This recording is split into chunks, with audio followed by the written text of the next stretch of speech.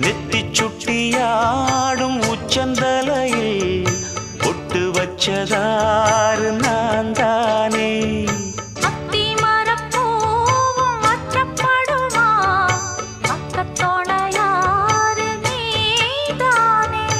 ஆசை பேச்சில் பாதி மூச்சில் லேசாதேகம் சூடேற